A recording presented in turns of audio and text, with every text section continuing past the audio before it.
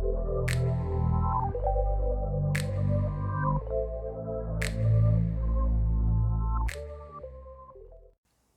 friends, welcome back to my exclusive recipes channel.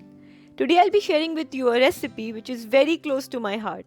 And honestly, cracking this one was more of a necessity than anything else. Growing up, I was very fond of Mac Aloo Tikki burger. I lived in Andheri, Bombay, where McDonald's was right across the street. There was a point in life when I had an Aloo Tikki burger every single day. When I got married and moved to the US, I was devastated to know McDonald's didn't have this burger on their menu here. Naturally, I missed it a lot. And in a few years, the feeling of missing aloo tikki turned into pregnancy cravings, and then there was no turning back. I started trying out many recipes until eventually I nailed it. Someone rightly said, necessity breaks iron. I'd like to dedicate this recipe to my sister and all Indians living abroad who share the same feelings for this burger as I do. That being said, let's quickly go over the rules and the ingredients. There is only one rule to this recipe. Follow as is. Since this is an aloo tikki burger, we'll need potatoes most importantly, some burger buns, and for the patty we will also need rice flakes or poha and some peas. For assembly we'll need tomatoes and onions. Now, this patty comes together beautifully with a special spice mix. Nothing extraordinarily different, it's rather relatable to Indian taste buds. So let's ask these spices to hop into the bowl one by one. We'll start off with some dhania or coriander powder, some zeera that is cumin powder, some lal mirch which is red chili powder, some haldi which is turmeric, some kali mirch or also known as black pepper powder, and some garlic powder. So here I have some boiled potatoes. Let's quickly mash them.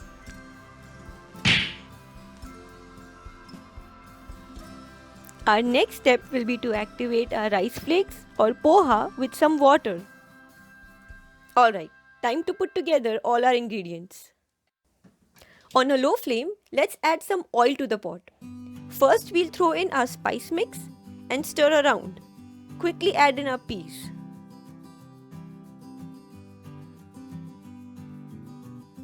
Next we will drop in poha and stir this mixture for a couple of minutes. And now it's time to turn the flame off and add in our mashed potatoes with some salt. Let's make sure this mixture is well combined. And now I transfer the mixture into a bowl and let it cool down.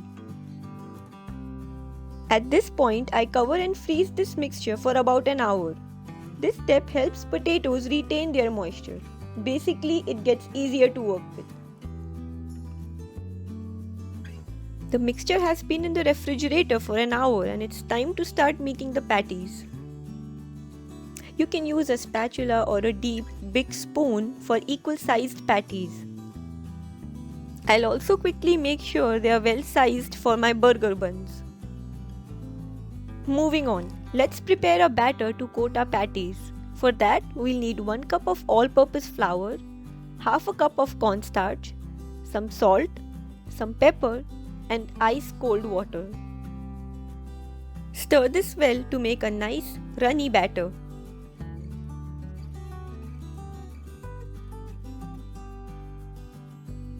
Alright, let's move on to coating our patties. This is a simple 3-staged process. First step is to cover it with cornstarch and then dip it into the batter, draining out any excess and then coat it with breadcrumbs.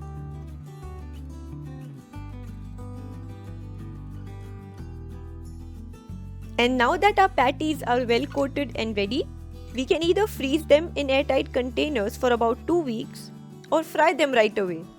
And since I can never resist the temptation of eating an aloo tikki, I'll fry and eat them right away. Now I fry this at 170 degrees centigrade for around 5 to 8 minutes.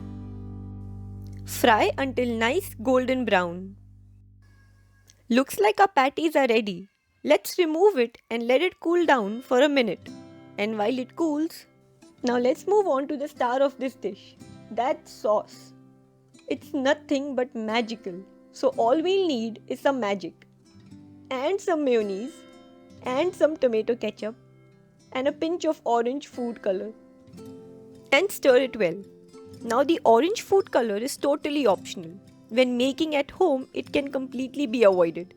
It doesn't add any flavor, it just gives the perfect color that we get at McDonald's. And there you go, the sauce is ready now. Now let's move on to the last and important step, assembling. I start off by adding some sauce on one side of the bun and then putting in my patty on it, then some tomatoes and onions. Last, I throw in some more sauce on top. Since it's the star of the dish, the more the better. One quick tip to remove the acidity of the onions. I dip the slices in water for a few minutes before using them. There you go, the perfect creamy McDonald's McAloo Tikki. It's time to slice and reveal.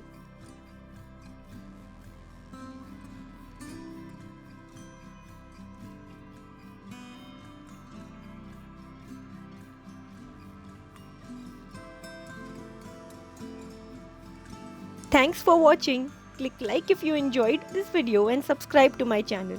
Let me know how you liked my recipe in the comments section below.